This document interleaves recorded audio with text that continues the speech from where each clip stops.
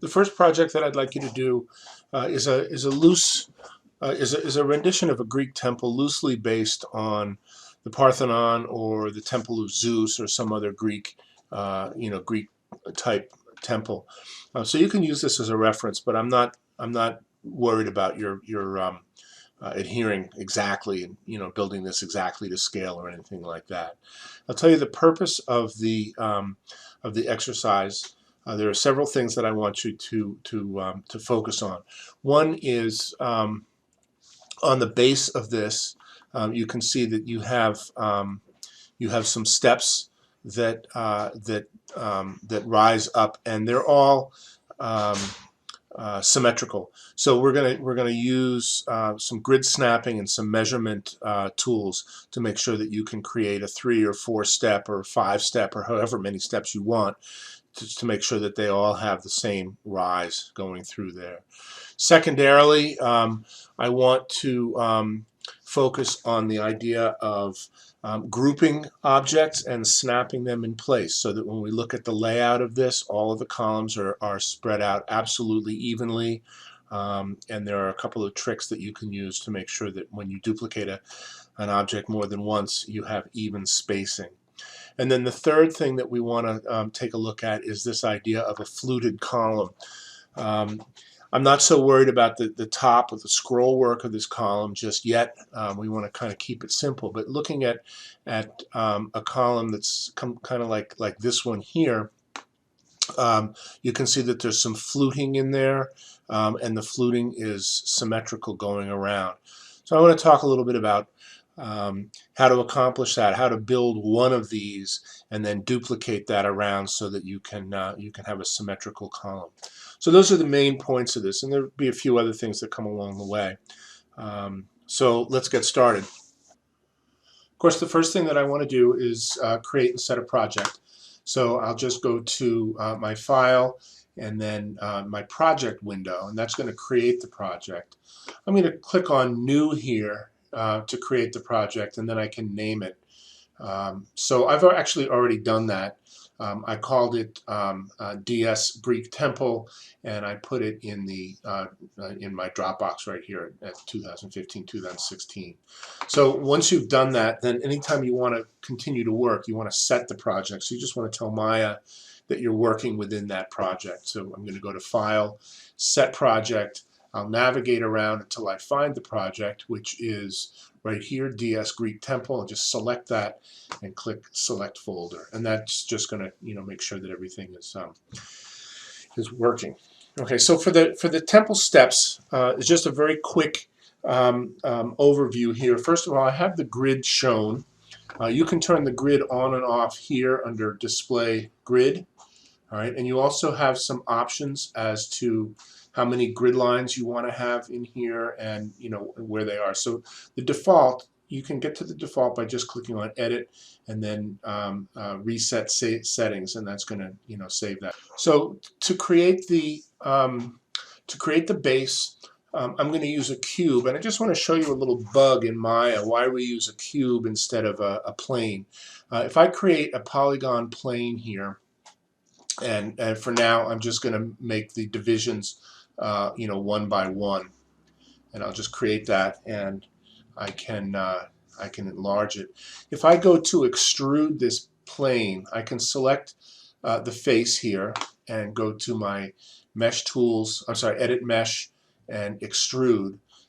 If I start to extrude this, you see all those little black lines right there?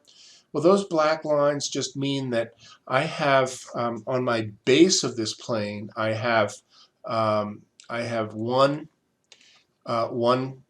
face, and then on the surface I have 5. 1, 2, 3, 4, 5, and they're competing. They're laminated. It's like they're occupying the exact same space. So that's not really a good solution for for what we're trying to do. Perhaps a better way to do this would be to select this face. We could extrude it first and pull up the bottom step, and that's essentially going to give us a cube. Then I can take this face and extrude it.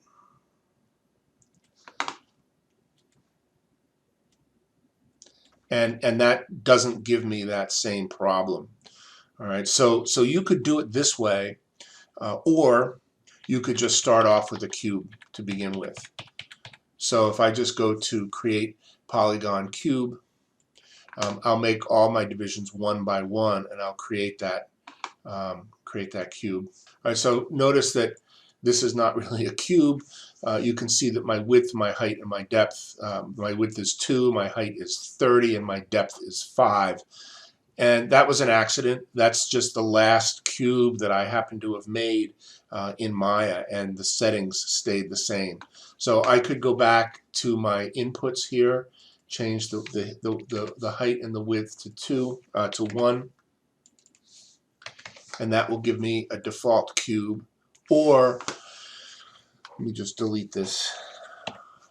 I could go to create a polygon cube and go into the options, go into edit, reset the settings, and that's going to set all those back to 1 and create that.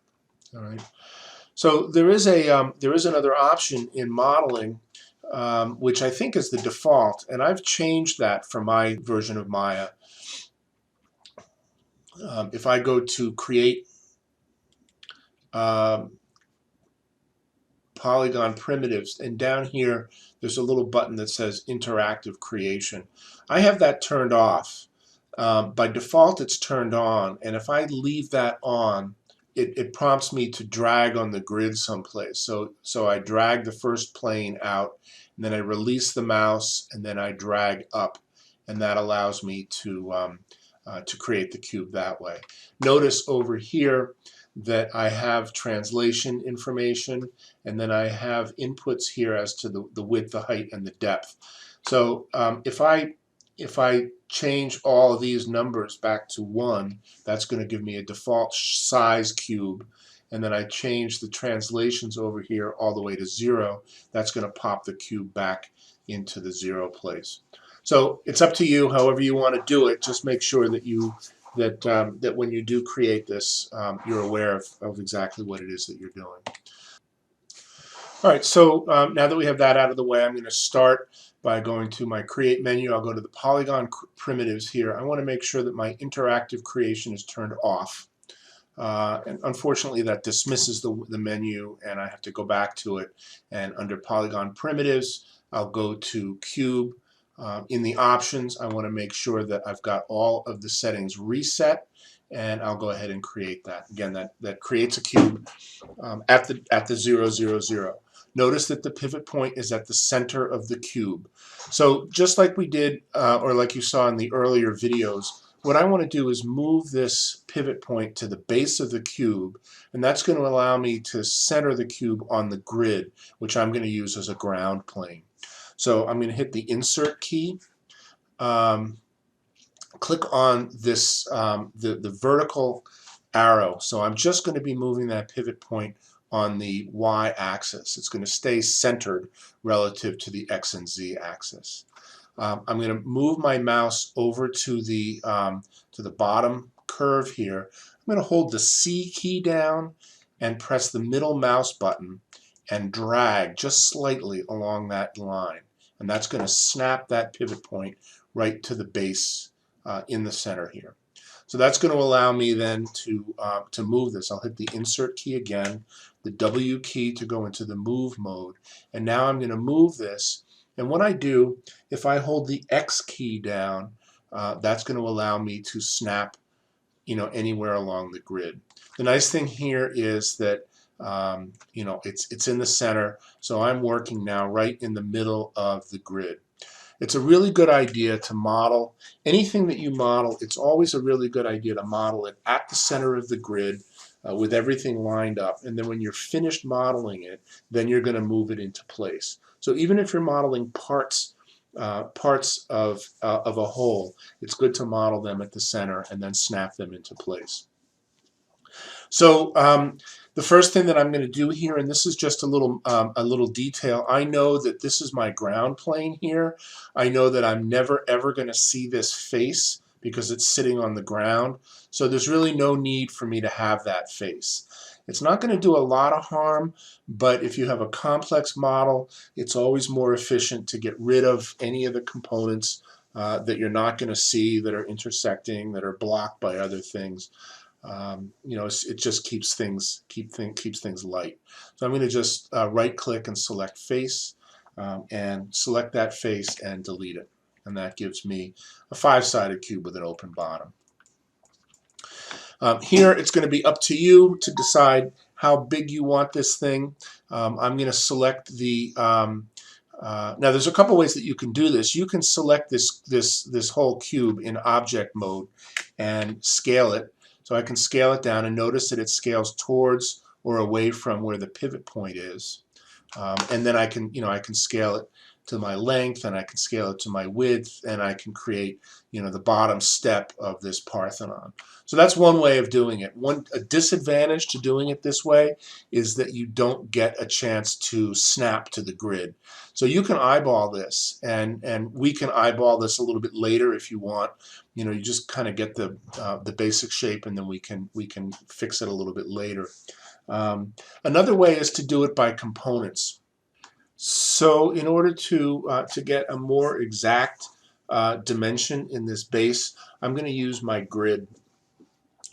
When I go into the grid options here, I'm at the defaults, which means that my length and width is 12 units, which is 12 centimeters, and then I have a grid line every 5 units. But down here I have 5 subdivisions along there. So I'm going to change those numbers. I'll change the length and width to 24, and that's just going to give me a larger grid. So I'll just click on apply, and it doesn't look like it did anything, but you can see that my grid is a lot larger here. All right, and then my subdivisions, instead of 5, I'm gonna make that 10 and apply that, and you can see that I double the number of subdivisions that I have here. If I go to 20, that will quadruple the number of subdivisions. Now I can do this temporarily, and that's kind of what I want to do.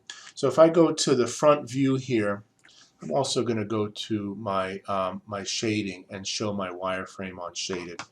So I can select either my face, my vertices, or my edges. Let's select the face, and I'm going to select the top face of this, go back to the front view, and move it. So I can now change the size of my cube just by moving that top face. The reason I want to do that is because I want to make sure that I snap it to the grid so that each one of my steps is evenly spaced. So I can hold down the X key and snap this down so that I have one, the size of my grid is exactly, the size of my cube is exactly one grid unit. And then I can go back into the top view, and I can do the same thing with the length and width of this thing. What I'll do here, just to show you just a different option, of course I could pick one of these side faces here, but instead I'm going to just select the vertices. So I'll pick those 4 vertices and do the same thing, and this way I can move them and snap them to the grid. So depending on how big I want my temple, what I probably want to do is move all of these and move them equidistant from the center. So I'm going to just bring this down to the center here.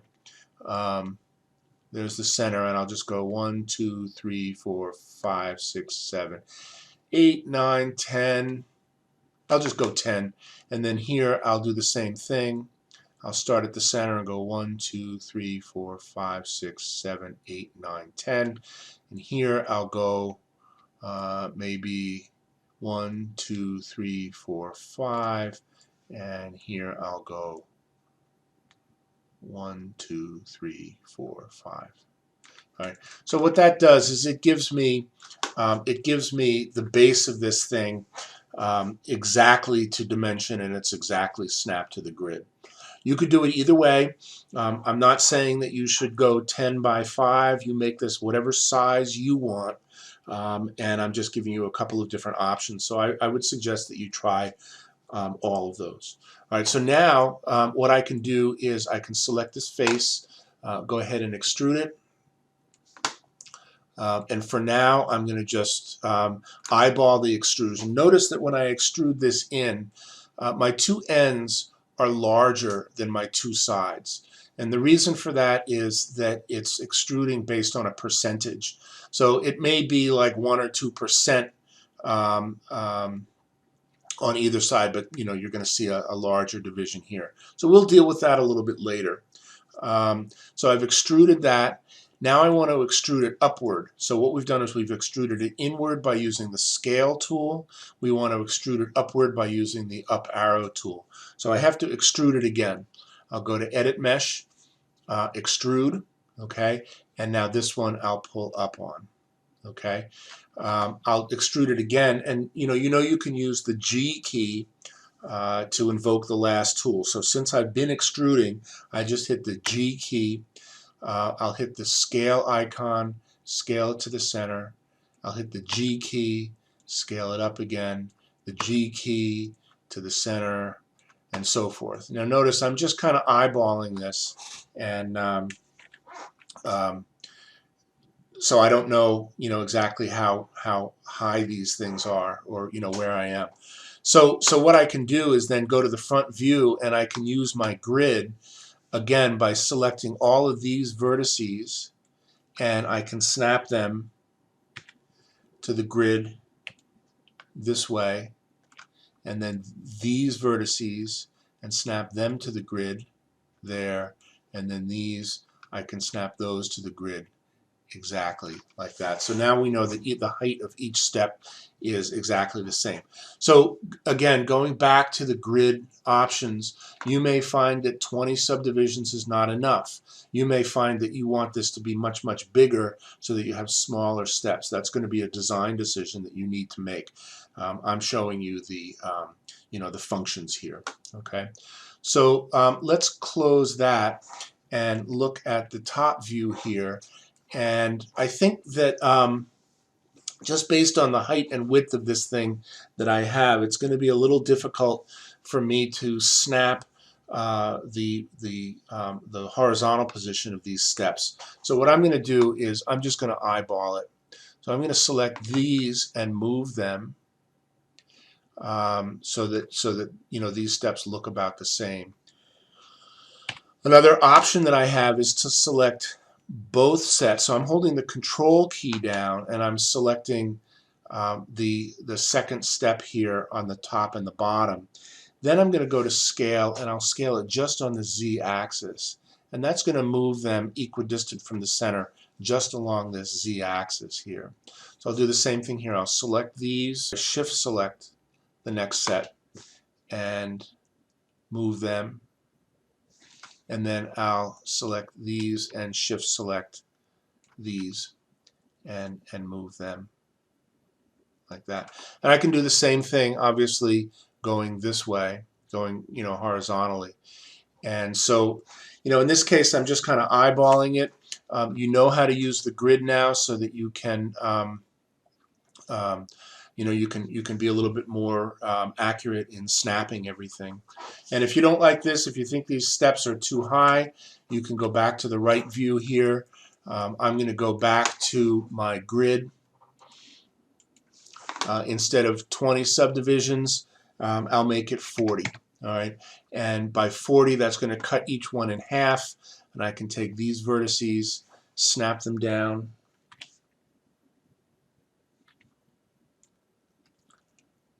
take these vertices, snap them down, and so forth. Just work my way around. Notice I'm drawing a pick box around all of them, and that selects even the ones that are hidden, the ones on the inside.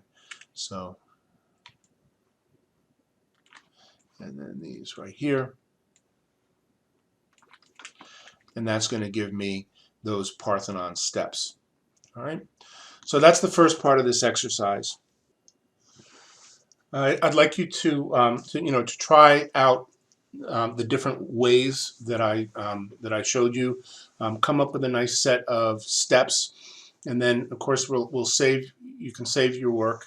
Just go to Actually, before you save your work, I would suggest that you select this, create a layer, and name it. So you can double click right where it says. So when I create that layer, what I did was I selected the object and then come over here and select this last icon over here, the one that has the little sphere. Create a new layer and assign the selected objects. And then double click on this and you can name this, and I'm just going to call this steps layer.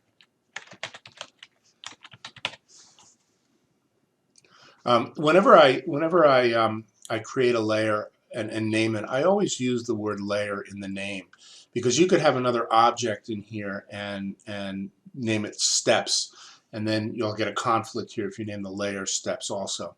So I'll just go ahead and save that, and then I'll just go to save scene as. I'm in my DS Greek Temple Scenes file. I want to save this as a Maya ASCII, ASCIIMA, and I'll just call this Parthenon steps. So I'll save that, and I'm going to save it again.